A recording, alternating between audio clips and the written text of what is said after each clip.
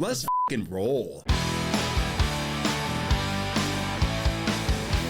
All right, everybody, welcome back. We're in the McBastards studio. We're really excited to talk to a really great fighter. And, this is part of our Pro League Network partnership with Salty MF Enterprises, where we're trying to highlight fighters across the country that are doing a hell of a job. And so we are very happy to have CJAY, the Groundshark Hunter, here with us today. He's joining us from St. Louis. So welcome, man. Thanks for having me. It's a pleasure to be here. Yeah, we were just talking a little bit before. So CJAY is obviously an MMA fighter, professional fighter, and he recently did a car in the bar fight at Brinks TV that we sponsored with Pro League Network, and wanted to get his feedback on just what that experience was like in that basement. Uh, that Carjitsu experience was fantastic, a whole lot of fun. You'd be amazed at how many people you can fit in a rich guy's basement. Uh, yeah, it was crowded in there. It was like 40, 50 people in there. Yeah. Uh, yeah, which was funny enough. It's like one of the things that you wouldn't think about is, man, it gets really hot in there. It gets real hot in that car. Oh yeah, I Um, bet. Oh yeah, I was sweating like two fat kids in there. Uh, but Over a but it donut. was yeah, over two donuts, over two Krispy Kremes, with the googly eyes. Well, Uh, I was but going to ask. Oh, I'm sorry. I was going to ask you, like, how do how, do you really can you really train for fighting in a car? I mean, do you do that a it, lot? it's funny. I've gotten that question quite a few times since and leading up to it. But my feeling on it was, well, I've been doing jujitsu in some capacity for about 15 years now, and I've been in cars my whole life, so I feel like I got a lot of experience in both. Putting Yeah, putting the two together didn't seem so hard. yeah. That well, you guys were from watching it. I told you I was watching it afar on TV, and you and Kyron both were really good sports about it. It's kind of one of those things that I'm sure as an athlete you want to win, but it's also like with all those people and the craziness going around at Brinks TV, it's kind of hard not to be like, this is almost kind of like comedic, right? I mean, what the hell's going Yeah, on yeah. here? A little fun. Definitely a lower anxiety situation than traditional fights. It's a lot easier to be well mannered and positive when you don't have to worry about getting punched in the face. That was my take on it. My feeling, it was like I don't really have to be too caught up or twisted up about this. No one's going to be hitting me in the face, so it's an easy day. Yeah. Well, that's awesome. So, I mean, you said I know that you've had a lot of professional fights as well. So, are you still kind of in that arena and doing that kind of fighting now as well? Absolutely, absolutely. I love professional fist fighting, and I plan to continue to do it for another couple of years, maybe 3, 4 more years. Uh, this Carjitsu thing has been very fun. Has been a very fun path to go down, and one I plan on continuing. I feel like I would make a lot of waves here too, but I I still have a mark to make in MMA fighting. I have another jujitsu match coming up soon here, like the middle of June. I'm doing something out in Springfield, Missouri, because there are a billion Springfields. Yeah. Uh, yeah, but this in Springfield, Missouri, I'll be doing another jiu-jitsu match where I'll be strangling another person. Uh, That's uh, all. Well, yeah, we want to follow you and promote you in anything you're doing. I mean, I'm not only the Car Jiu-Jitsu and the Pro League Network. So we'd love to kind of promote you and anything you want to send us or where you're going to be or where your fights are. We kind of call it Salty's Fight Club. We have the intention of really trying to highlight athletes like yourself and just having some fun with it. So. sweet. We're all in this together. We'll make it one hand watching the other sort of thing. Yeah, that's awesome. That's awesome. So, have you ever thought about? I was talking. What was interesting when we talked to Kyron before the pre-fight. he was saying like he'd been around, like he had ref some Carjitsu. He'd never been in one, but he'd refed it and he'd been around the slap fighting. Have you thought about even kind of moving and doing some of that slap fighting? Absolutely not. No, no, no one is getting to hit me in the face for free. I'm just simply, I, I can't do it. Like, stand still and let someone hit me? No, no, certainly not. Yeah, Better men than me. They are made of a higher fortitude stuff than I am. yeah, that's it's it's crazy. I've kind of this stuff's kind of addictive. The good thing about car jiu-jitsu and slap fighting is, it really is. It kind of brings you in. I mean, car jiu-jitsu is starting to really take off. It kind of, It's practical. yeah, you're like, wow. I mean, what is this? And I told so many people when we started sponsoring car jiu-jitsu with BLN, and they're like, what is that? And then they're like, hey, I watched that shit. And I'm like, I'm addicted to that thing now. Yeah, So, yeah, yeah. It's real high action and really eliminates a lot of the boring parts of jujitsu. yeah. It's really hard to stall in a 6 foot by 6 foot space. There's just nowhere to go. So it's really high action. It's giving you some of the best intensity and best like the real grit that you get from jujitsu. The best of it you get in Carjitsu. So would you, I mean, is jujitsu your main focus? Or I mean, obviously, because you're MMA fighting, you've got to do, some, boxing, obviously, maybe kickboxing, things like that. So your regimen when you're training, is it kind of a third, a third, a third, or are you like, hey, I'm Well, really good at jujitsu, I'm taking you to the ground, you know? yeah.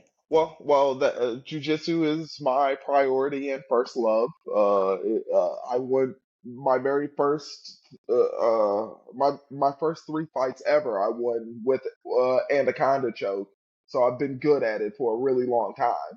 Yeah. Uh, so it's like the focus, the centerpiece of my game. But I train everything. The boxing, kickboxing, wrestling, all of that is to ultimately lead to me getting my hands around my opponent's neck and squeezing it until they say they're done. That's that's why I think I would be tapped out really quick. I don't know if I'd be a great jujitsu guy.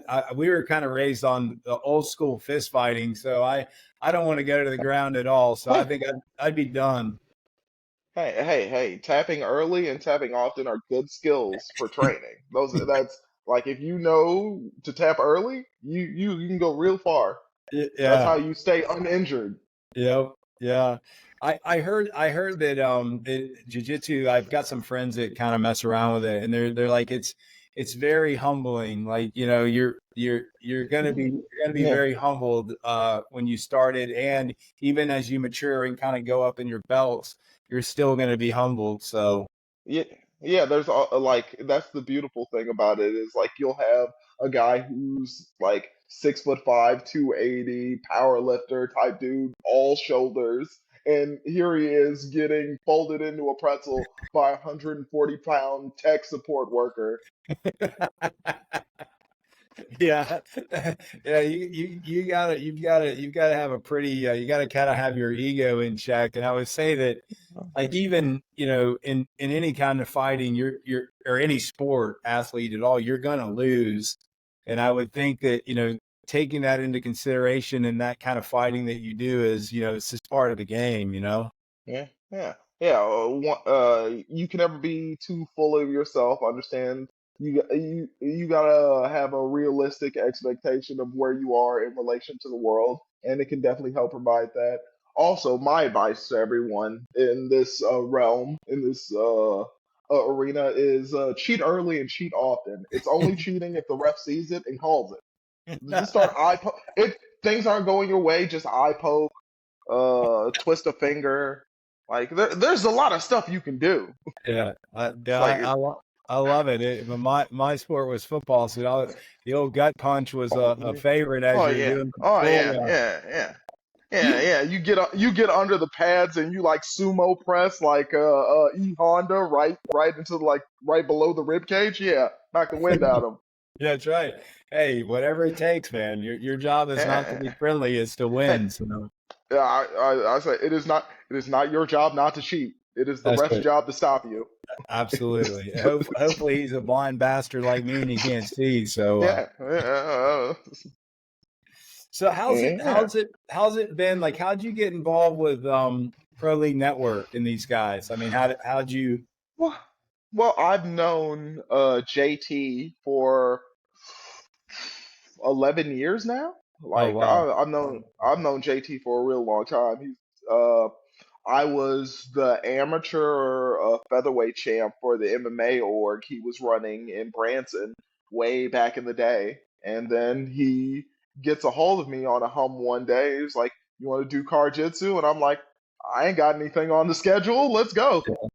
yeah, that's awesome. Well, he's done a really good job promoting, and I know that those guys really care about everybody involved, and that's why I came through PLM with Bill and Mike, and they seem pretty family oriented. We just liked them, and Salty MF fit real well with, it's not gender neutral. It doesn't mean male female, and it just was a good match. So they've been good to us. We were really excited to get in the kind of the fight side of it because we felt our brand kind of matched the grittiness. Match as And well. yeah, yeah. Did you? I think we fucked up and sent you the wrong gear at first. I think we switched Kyron stuff. Did you actually get our gear that we gave to Bill for the night y'all were there? Yeah. I got the hat. I wear the hat all the time now. Uh, the I got the hoodie in the closet. It's summer now, so that bad boy's gonna Yeah. be sitting there for a while.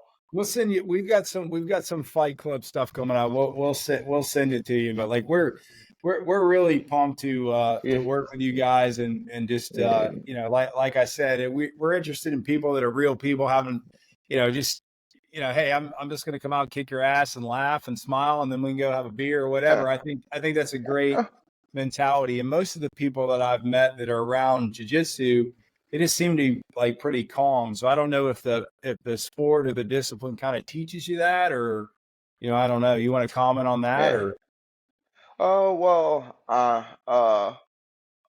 I can only speak for my personal experience. I've always been this kind of person. It's like I do MMA for the love of the competition and the sport. I don't need to be mad at someone to fight them well. I don't have to hate you in order to do my best. I'm doing my best because I love competition, not because I need to despise this guy's guts. yeah, That always seems very confusing to me. That sort of mentality. I'm like like you can't be mad all the time. It's just yeah, it's, so like all the drive for me comes with just showing that I am way better than this guy, yeah, and I'm going to clown him, yeah. and that's what motivates me. I love it. I love your mentality. You're a salty motherfucker. I love it. It's great. I love it. I mean, it's great. So what would you say to like younger kind of fighters aspiring to really kind of compete at a professional level? Like what would you tell them that you think would help them prepare not only from doing their training but maybe from their mental aspects or whatever it may be? You got any advice for some of the younger people coming up? Um, Never cut more than 10 pounds for free. That's like one of my biggest pieces of advice is like for guys who are just getting into the sport or have been into it a little while, there's going to be a never-ending list of people in your orbit who are going to tell you to cut more and more weight to get smaller and smaller, and I hate that. I'm Yeah, like, because none of them are cutting weight with you. Ain't nobody gonna lose 5 pounds for you, yeah, and it's awful. For every moment they spend like focusing on losing that extra 5, 10, 15 pounds, I'm like, just hold on to it and get better at actually fighting. yeah, Just focus on the punches, kicks, and wrestling, and the weight we'll deal with. yeah, So that's the first thing. Is like fight at the weight you feel comfortable. yeah, And the second thing is be really mindful of who you keep around you in this process. You need someone you need a strong source of encouragement, a strong source of criticism and a strong source of support. Yeah, that's It's awesome. like that's the fertile soil that's going to grow the best fighter out of you. It's like too many people end up with like one or two of those things, but not all three, and you need all three. So many guys get a great support system and a great level of like compliments, people who are telling them the things that they do right, but won't get the guys that tell you the things that you do wrong, and you need that person around. Right. Right. Do you find, like, I know that, you watch a lot of people will, when you start getting up in the MMA and the higher echelons there, like they're really like picking the opponent I think they know they can beat, right? In most cases until you get to the top and you're, one versus Mhm, two or whatever it may be. mhm. From selecting fights, like when you're getting started, is it just fight anybody and everybody, or do you really kind of do Uh, some research around your eh, opponent to make sure that and you're ready? in an amateur career, when you're still not getting paid for it, you're still developing the skills and stuff. The individual type of matchup is less important. I'd say just get as many fights as you possibly can, see as much as you can, get as much experience as you can in that stage. Uh, Once you go into the pro league, once you're in the pro pool, you need to be a bit more discerning. This isn't saying fight all cans, but you need someone around. This is where like your head coach or an agent of some sort, it comes into play. You should have somebody around you in your orbit that you trust to make those sorts of decisions for you, because an individual fighter is just not going to be uh an honest arbiter of that sort of thing. If you're a real fighter and your real dream is to go pro and be the best you possibly can, be a world champion, you are already operating from the mindset that you can beat anybody, because Yeah. that's the mindset you have to have. So they're going to put a name on a list and you're like, yeah, I'll kill that guy. And that's the mentality you have to have, and that is the correct mentality you have to fight. But it is not the correct mentality to have to pick fights. Yeah, yeah. I would say So because it's unfortunate in life, like you base people on their records, right? Everyone yeah, has the ideal that you're going to be undefeated your whole life, right? Football, yeah, baseball, whatever the hell it yeah, is. But the reality is you're not. But also when if you've got a couple of losses on that on your roster, like some people kind of think, oh well, that guy's lost. So I can see how it hurt like their career, but it's not necessarily reality, but perception from what people think. Oh, they lost, right? I mean that's what yeah, yeah. we all deal with. So Yeah, there are always going to be detractors, and there are always going to be people who see those things that are just going to write you off. But some of the most beloved figures in the sport have losses. The Dustin Poirier, prime yeah. example. He's about to fight this weekend. He has a number of losses on his record, but people love him and appreciate him, and he's probably going to be first ballot Hall of Famer. Oh yeah. Uh, so it's a marathon, not a sprint. Yeah. And luckily for MMA, as opposed to like boxing, you can have a few losses and guys on the whole don't write you off. Right. Yeah. Whereas you get two losses in boxing, you're cooked, done. You go back to the P leagues. We're sending you downstairs, fighting the basement. No, it's true. I mean, I was, and I think that's really so cool, kind of in the MMA space, because that kind of attitude and acceptance of the reality of anybody can beat you on any day, and if you fight them three more times, you may beat them three times, even though he won. So, I love the mentality. I really do. Well, I really appreciate you taking the time to talk to us. We're so freaking psyched about working with you guys and really kind of promoting the Carjitsu, the slap fighting, all the things that PLN does, but just more so trying to bring out the person behind the choke, behind the seatbelt, right? So we we Yeah. we want to we want to find out what people are about. Well, I'm glad for the opportunity. Thank you for having me. Yeah, you bet. It's been I a mean, genuine pleasure. well, come back and definitely keep me posted on what you're doing and where you're fighting, because we definitely want to follow you and help promote and give everybody awareness of what you're doing, because the Groundshark kicked some ass at the car in the bar. So Absolutely, and I got more asses to kick. And you can find me or follow me at Team Groundshark at anywhere you follow people. yeah, that's awesome. So Team Groundshark, let's our Salty Nation out there, follow him. He's a good dude. So well, we definitely appreciate you, CJ, and hopefully you've enjoyed this. And we're very grateful for PLN and JT and all these guys that are doing all the work behind all this. But call out to Brinks TV for having the rich guy's basement. That was Yeah, yeah, I love it. fantastic. I really appreciate Thank. you. And if we can do anything for you, we're here for you. Absolutely. Just call me whenever you need me. I'm not hard to find. Uh, and I look forward to being on here after I've strangled many more people. Yeah, well, I enjoyed it. I will say, because I think I got in Kyron's head, because I thought when I looked at y'all's sizes, I thought for some reason he was a lot heavier. I don't know if he was or wasn't. And I He was said about 10 pounds.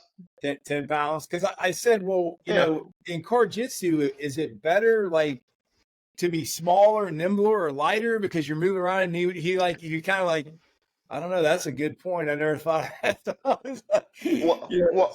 From my experience in there, is like me and him are kind of like in the sweet spot. We're big enough and strong enough that we're able to like you're big enough to manhandle somebody, Yeah. but small enough that we can still move around in the car pretty fluidly, as was shown. It's like I was able to almost get a triangle in there without any much trouble, and I was behind the steering wheel. So Yeah. like, but once you get past like 210, 220 pounds, that's when movement really becomes an issue. It's just gonna Oh, be rough.